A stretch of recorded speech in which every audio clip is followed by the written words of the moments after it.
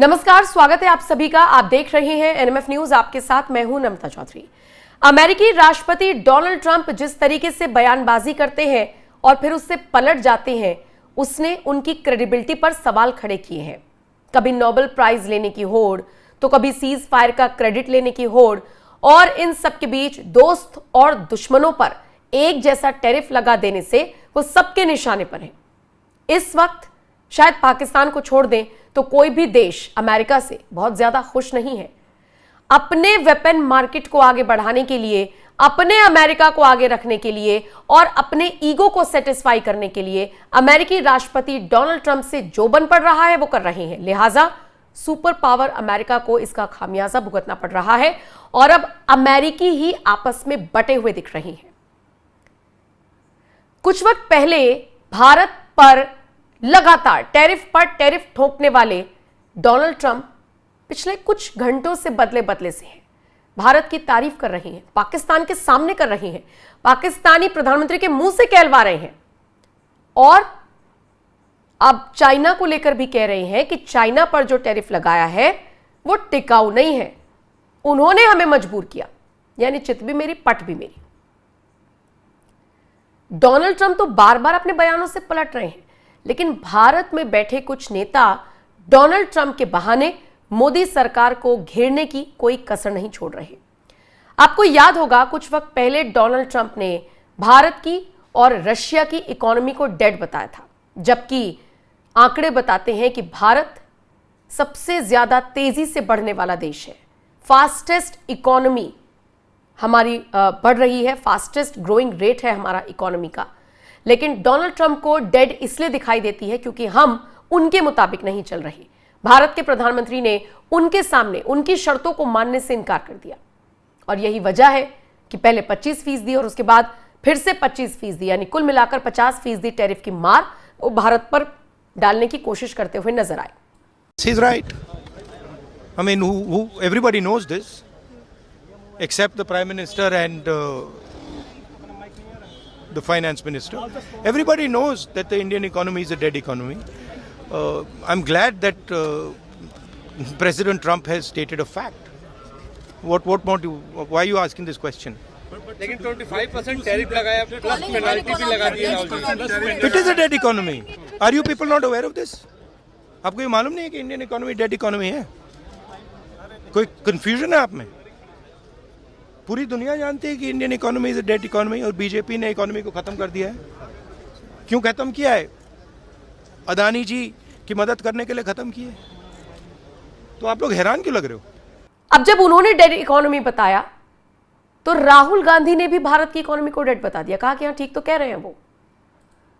अब एक और बयान राहुल गांधी का, ऑफिशियल स्टेटमेंट जो उन्होंने अपने सोशल मीडिया हैंडल से पोस्ट किया, उसने चारों तरफ हल्ला बोलकर रखा है, जिसमें राहुल गांधी कहते हैं कि नरेंद्र मोदी डोनाल्ड ट्रंप से डरते हैं। राहुल गांधी ने जो कुछ भी लिखा, जानते हैं जवाब किसने दिया है उनको? अमेरिका की एक सिंगर ने। मतलब प्रधानमंत्री मोदी के लिए राहुल गांधी से एक अमेरिकी सिंगर ही भिड़ गई। सबसे पहले तो राहुल गांधी ने क्या ट्वीट किया, आइए वो देखिए। राहुल गांधी लिखते हैं, PM Modi is frightened of Trump, यानी नरेंद्र मोदी ट्रंप से डरते हैं। Allows Trump to decide and announce that India will not buy Russian oil. Rahul Gandhi का कहना है कि प्रधानमंत्री मोदी डोनाल्ड ट्रंप को परमिशन देते, अलाउ करते हैं, उनको इतनी तवज्जो देते हैं कि वो ये डिसाइड कर सकें और अनाउंस कर सकें कि इंडिया रशिया से तेल नहीं खरीदेगा। Keep sending congratulatory message despite repeated snubs. Cancelled the finance minister's visit to America. Skipped Sharmil Sheikh. Doesn't contradict him on Operation Sindoor. Rahul Gandhi ने कुछ पॉइंटर्स बनाए हैं और उनको साझा किया है, जिसमें वो कह रहे हैं कि ऑपरेशन सिंदूर के मामले पर काउंटर नहीं करते हैं, डोनाल्ड ट्रंप का नाम नहीं लेते हैं, तो बार बार बधाई संदेश भेजते रहते हैं। जबकि नरेंद्र मोदी ने तो संसद में खड़े होकर कहा था कि दुनिया के किसी भी देश का कोई हस्तक्षेप नहीं रहा, ये हमारा फैसला था। अब राहुल गांधी को भारत की जनता तो जवाब दे ही रही है, साथ ही साथ अमेरिकी सिंगर ने क्या लिखा है आइए मैं आपको वो पढ़कर बताती हूं, पहले इंग्लिश में और फिर उसका हिंदी वर्जन बताऊंगी। वो लिखती हैं, you are wrong Rahul Gandhi, PM Narendra Modi is not afraid of president Trump. PM Modi understands the long game and his diplomacy with the US is strategic. Just as Donald Trump will always put America's interest first, so will PM Modi do what is best for India. And I applaud that. That's what heads of states do. They do and say what is best for their country. I don't expect you to understand this type of leadership because you don't possess the acumen to be a PM of India. Best to return to your I Hate India tour that has an audience of one, you. Singer ने लिखा है, उसका हिंदी में मतलब यह है, राहुल गांधी जी आप गलत हैं। प्रधानमंत्री मोदी राष्ट्रपति ट्रंप से नहीं डरते हैं। पीएम मोदी दीर्घकालिक रणनीति को समझते हैं और अमेरिका के साथ उनकी कूटनीतिक रणनीति है। जिस तरह से राष्ट्रपति ट्रंप हमेशा अमेरिका के हितों में आगे बढ़ते हैं, उसको सर्वोपरि रखते हैं, उसी तरीके से पीएम मोदी भी सबसे पहले देश को रखते हैं। पीएम मोदी वही करेंगे जो भारत के लिए अच्छा होगा। मैं इसकी सराहना करती हूं। पीएम मोदी और राष्ट्रपति ट्रंप हमेशा वही करते हैं जो उनके देश के लिए सही है।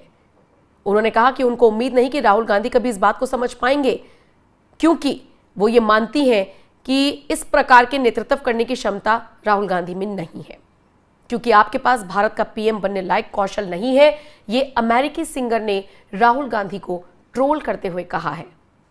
अब सोशल मीडिया पर यह बयान वायरल है, ये स्टेटमेंट वायरल है, और जिस तरीके से अमेरिकी सिंगर की तरफ से ये स्टेटमेंट दिया गया है, ये निश्चित तौर पर हर किसी के जहन में रच बस गया है।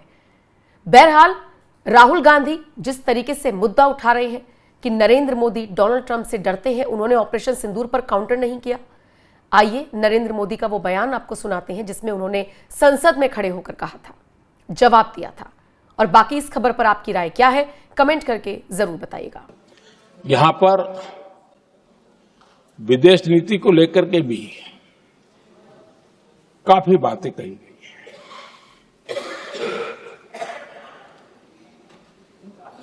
दुनिया के समर्थन को लेकर के भी काफी बातें कही गई। मैं आज सदन में कुछ बातें पूरी स्पष्टता से कह रहा हूं। दुनिया में किसी भी देश ने भारत को अपनी सुरक्षा में कार्रवाई करने से रोका नहीं है।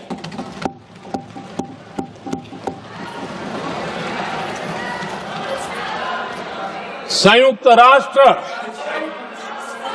193 कंट्रीज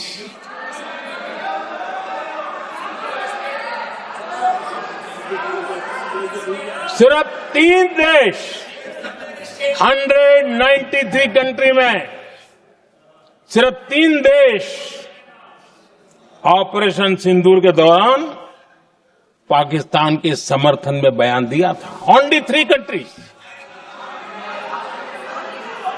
क्वाड हो, ब्रिक्स हो, फ्रांस, रूस, जर्मनी, कोई भी देश का नाम ले लीजिए, तमाम देश दुनिया भर से भारत को समर्थन मिला है।